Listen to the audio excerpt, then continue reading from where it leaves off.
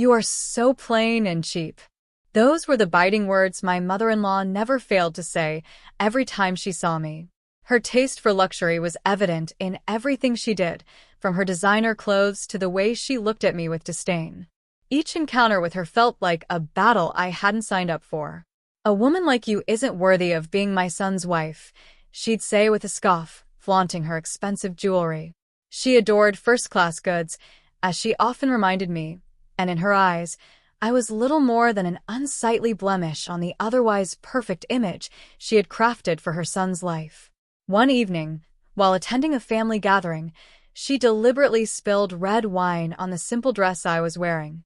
"Stop it, you cheap thing," she snapped, as if staining my clothes was some form of justice.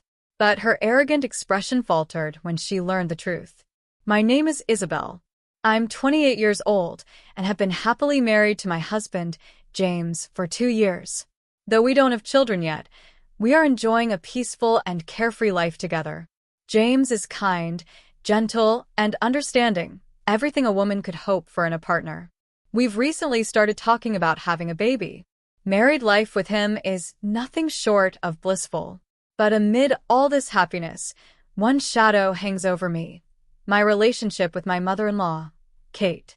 From the moment we got married, she made it clear that I was not good enough. Even now, after 2 years, we haven't managed to build any sort of positive relationship. I tried. I truly did. I approached her with kindness and respect, hoping time would soften her heart. But she never met me halfway. "I wonder what kind of young lady my son will bring home one day," she once mused aloud. "Oh, she's so plain. She's just not very nice." Those were the very first words she ever said to me. It was clear she had already made her judgment. I was not the daughter-in-law she had imagined. Not glamorous enough, not polished enough, not rich enough. My parents are ordinary working-class people. My father is an office worker, and my mother is a nurse. They provided a decent life for me, full of love and honesty. But Kate looked down on that. "I can't believe your mother works too," she had said once, eyes narrowing with something like pity. "You must have been quite poor growing up." Her words weren't meant to be empathetic. They were sharp-edged, meant to wound. Kate had been a housewife her entire married life. She boasted about how she never had to work and how she had grown up in a wealthy family. "I always wore the finest clothes as a child. Cheap things never suited me," she would brag. "That's why I raised my son to know the best of everything." What could I say to that? I simply smiled and tried to maintain peace, despite her subtle jabs. It's true that I prefer simple clothing and natural makeup. I value comfort and elegance and simplicity, but to her, it was an unforgivable flaw. "You don't know what quality is," she would say, inspecting my outfit with a frown. "I wonder why my son chose someone like you." Her insults came dressed as observations, but their intent was clear: to make me feel small. Despite her constant criticism, I never let her words get to me too deeply. After all, there were people in the family who treated me with warmth and kindness. My father-in-law and, of course, my husband always stood by me. But the most unexpected supporter was my grandmother-in-law, James's grandmother and Kate's mother-in-law. She was in her 80s, but lively and full of energy. She lived in one of the 2 beautiful houses on the family's large estate. The property was impressive, the kind of home you'd expect from a wealthy family. I was in awe the first time I saw it.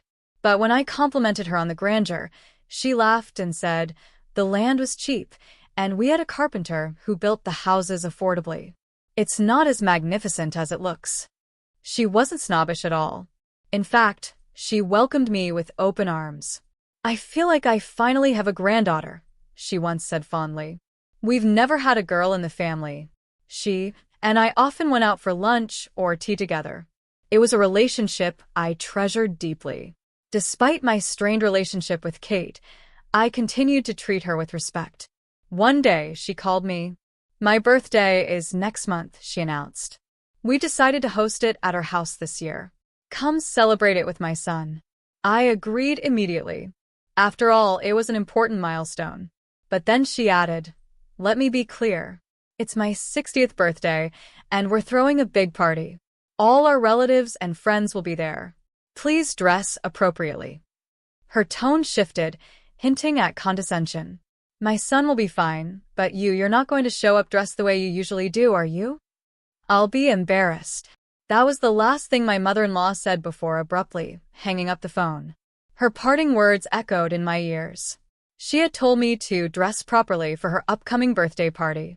By that, she no doubt meant wearing the finest, most expensive, top-brand clothing, the kind she loved and believed was the only suitable attire for people of her status. But I was stumped. I didn't own anything that matched her definition of appropriate. I wasn't raised with the same values of extravagance, and designer clothes were not part of my wardrobe. I shared my concerns with James, my ever-supportive husband. He simply smiled and said, "Don't worry about it. We'll dress a little more formally than usual, and that should be fine." The day of the party arrived. It was scheduled to start in the late afternoon, so in the morning, James and I headed to a department store to buy a birthday gift for his mother. We knew her preferences. Anything luxurious, eye-catching, and expensive. If we got her something grand, she'd be pleased. And if I mentioned that James had chosen the gift himself, she'd be even less likely to criticize it. After selecting a suitable gift, we enjoyed a quiet lunch together and then planned to return home to change. That's when my phone rang. It was my grandmother-in-law. "Come to my house now," she said abruptly, though her voice was calm. "I'm just heading home to change for the party," I explained.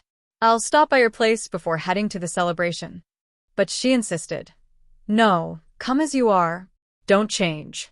Just come now." Her urgency made me pause. Was something wrong? I couldn't ignore her tone. I asked James to head home without me and told him I'd meet him later at his parents' house. Then I made my way to my grandmother-in-law's home. When I arrived, she welcomed me warmly, with a cheerful laugh. "Your mother-in-law's party is going to be quite the event," she said, amused. "There's been a flurry of activity at their house all morning." From her window, you could clearly see the grand entrance to my in-laws' home. I spotted delivery vans, decorators, and caterers coming and going in a steady stream. A large, elaborate flower arrangement had just arrived. It was clear Kate was pulling out all the stops for her 60th birthday celebration. "She's really going all out," I remarked. "Oh, my daughter-in-law is quite the planner," grandmother-in-law replied with a chuckle, leading me to a quiet sitting room at the back of the house. The room was tastefully decorated, with several beautiful chests along the walls. She approached one, opened it, and gently lifted out a dress. "Isabel," she said with a smile, holding the dress out to me, "you were told to come dressed properly, weren't you? Here, wear this. That way, she can't say a word." I was stunned. The dress she handed me was stunning, elegant, graceful, and clearly expensive. Its fabric shimmered under the light, and it was immaculately preserved. "I don't wear it much anymore," she continued. "It's a shame to let it sit hidden away. I thought today would be the perfect opportunity to pass it on to someone special. You." She opened another chest and took out the matching accessories, a delicate necklace, earrings, and a clutch. "I know what Kate is like," she said softly, "and I thought if you came in something grand, she wouldn't dare criticize you." I was deeply touched, but hesitant. "I can't accept something so valuable," I told her. "I'm really grateful, but this is too much." "It's okay," she said gently, pressing the dress into my arms. "I want you to have it. I know you'll take good care of it." Before I could protest further, she had already begun helping me change. With skillful, loving hands, she dressed me, fastening every button with care and smoothing each fold of fabric with precision. "I haven't worn a dress since my 21st birthday," I admitted, blushing. She laughed. "I haven't either. But what better time than a fancy party?" Time passed quickly as we chatted. I hardly noticed that my transformation was nearly complete until there was a knock at the door. A professional hairdresser entered. "She'll do your hair and makeup," my grandmother-in-law said brightly. "I called her earlier. I want my lovely granddaughter to shine tonight." Tears welled in my eyes.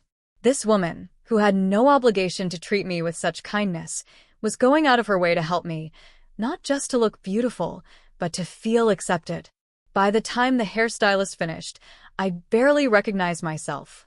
My reflection showed a poised, elegant woman, confident and graceful. Just then, James called to say he had arrived at his parents' home. "I'll be there soon," I told him. My grandmother-in-law sent me off with a proud smile. James was taken aback when he saw me. "Wow, you look incredible," he said, stunned. Together, we entered his parents' mansion. The grand hallway was already filled with guests, relatives, friends, and well-wishers. The party was in full swing. My mother-in-law sat at the head of a long, elegant table, beaming in a bright red designer gown, surrounded by admirers. "Happy birthday, Mother," I said warmly as I approached, handing her the beautifully wrapped gift. But her eyes weren't on the gift. They were on me. She scanned me slowly from head to toe, her gaze sharp and judgmental. Without a word, she grabbed my arm and pulled me away from the crowd, into the kitchen. "What is this?" she hissed. "What a cheap dress. I told you to dress properly." I blinked, stunned by her reaction. Before I could speak, she raised the glass of red wine in her hand and threw it at me. The liquid soaked into the delicate fabric, staining it instantly. My breath caught in my throat. "That's what happens when you try to wear something above your status," she spat. "You should have worn something with a pattern instead of this plain nonsense. You really have no taste." My heart pounded. Her voice rose with each word. "This is exactly why I hate people from poor families. No sense of class or elegance." She didn't care that she'd ruined the dress. She didn't care that she'd humiliated me. She told me to go home, that she wouldn't allow me to attend her party dressed in something so cheap. She didn't know the truth. "It's your mother's?" That was all I could manage to say, my voice barely above a whisper. My heart was breaking.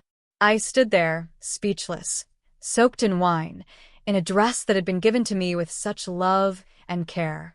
My grandmother-in-law had prepared it all for me: the dress, the accessories, the hair, and makeup. She had done everything with such thoughtful kindness. And now it was all ruined just like that. My mother-in-law narrowed her eyes. "Whose mother? What are you talking about?" she said coldly, her voice sharp and impatient. "Whatever. I don't want you here today. Just leave. Go home, and take my son with you if you must." Her voice rang with disdain, as if I were a stain on her perfect celebration. She didn't understand. She didn't want to understand. She just wanted me gone. But before I could turn away, I heard a familiar voice behind me, strong and clear. "What's so cheap?" said my grandmother-in-law. "Are you talking about my dress?" I turned in surprise. She stood there, calm but firm, her gaze locked on her daughter-in-law. She walked over to me, seeing the wine stain that now spread across the pale fabric. Her brows furrowed as she took in the damage. "Oh my goodness," she muttered, inspecting the spot. "It's terrible." I felt ashamed. I bowed my head, blinking back tears, and whispered, "I'm so sorry." She gently patted my arm and said with a warm smile, "It's all right." She pulled a handkerchief from her purse and began dabbing gently at the stain, murmuring, "If you do it this way, the stain won't spread. I'll have it properly treated to remove it." Then she stood straight and turned to my mother-in-law. "Which dress are you calling cheap?" she asked with ice in her voice. "This dress? The one I had custom-made years ago? Do you even know how much it cost?" My mother-in-law, now pale, blinked rapidly. "This dress cost several $1,000,000. The fabric is hand-woven silk. The tailoring was done by a European atelier. It's of the highest quality, just like the things you claim to appreciate so much." My mother-in-law's eyes widened. She looked as if she'd been slapped. I, too, was stunned. I knew the dress was elegant, but I hadn't imagined it was that expensive. My grandmother-in-law continued in a sarcastic tone, her voice sharp and precise. "And now look, you've ruined it." Without even asking whose it was. Without caring. I didn't know," my mother-in-law stammered, her voice trembling. "I didn't think it was that expensive." Her face had turned ghostly white. She looked more upset than I did. "You didn't think," my grandmother-in-law said coldly. "That's the problem. How can someone who doesn't know the value of anything mock others so easily? She continued, glaring at her daughter-in-law. You chase brand names and glitter, but you know nothing about true quality. You're a woman who dances around in luxury labels, but has no depth, no grace. You embarrass me. My mother-in-law had no response.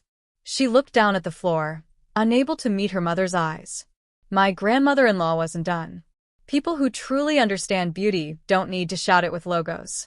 You, with all your cheap designer items, don't know what real class is. Then, her voice lowered with a bitter edge. Your new money. You lack refinement. The very same words my mother-in-law had once used to hurt me were now being turned back on her by her own mother. My mother-in-law's face flushed red, and she bit her lip to hold back what must have been tears. I watched her quietly, torn between sadness and a strange sense of justice. Finally, my grandmother-in-law delivered her final blow. And what kind of woman insults a daughter-in-law who came from another home, trying her best to fit in? You should be ashamed. After a long silence, my grandmother-in-law said firmly, That's enough. Isabel, and I won't be staying for the rest of your party. She turned her back on her daughter-in-law and gestured for me to follow. Enjoy your birthday, she said, her voice dripping with disdain. As we walked away, I caught a glimpse of my mother-in-law standing alone in her blinding red designer dress, the one she had prepared so eagerly. Now it looked almost ridiculous. Before we left, my grandmother-in-law turned to me. Wait here. I have some clothes for you back at my house. Back at her house, she handed me a simple but clean change of clothes. I changed quietly and sat with her in the living room. Soon after, James arrived. His face was grim. I heard everything, he said, looking at me with worry, and then at his grandmother. I'm so sorry. He was angry, angrier than I had ever seen him. The four of us, James, my grandmother-in-law, grandfather-in-law, and I, went out to dinner that evening. Just the four of us. And it was lovely. We laughed. We ate, and we shared stories. There was no judgment, no cold stares, just warmth. Just family. What happened next was swift and decisive. James and his grandmother sat down with his mother and gave her a final warning. They made it clear that she was not to mistreat me again. She was also told she could no longer spend money recklessly, a consequence, I was told later, of my grandmother-in-law insisting that she learn some modesty. Apparently, my mother-in-law had turned so pale during that lecture that no one could bear to look at her. And then, in a gesture that stunned us all, my grandmother-in-law declared something else. All of my dresses, my jewelry, and every valuable thing I own, they will go to Isabel. She looked straight at her daughter-in-law and said with quiet fire, It's meaningless to give beautiful things to someone who doesn't understand their value. Her sarcasm was biting, and her message crystal clear. In the days that followed, I stayed quiet. I didn't speak much of the incident, nor did I brag about the inheritance I had been promised. But one day, as we sat alone together, my grandmother-in-law leaned in with a mischievous smile. They got the wine stain out, by the way, she said, eyes twinkling. The dress? I asked. She nodded. Good as new. I had my best cleaner take care of it. I felt such a wave of relief. That dress wasn't just a piece of clothing. It was a symbol of acceptance, of kindness, of being seen. I still don't fully understand luxury or fashion. But thanks to my grandmother-in-law, I've learned something even more important. The true value of love, dignity, and self-worth. Please feel free to comment below if you liked this. Remember to like and subscribe for more.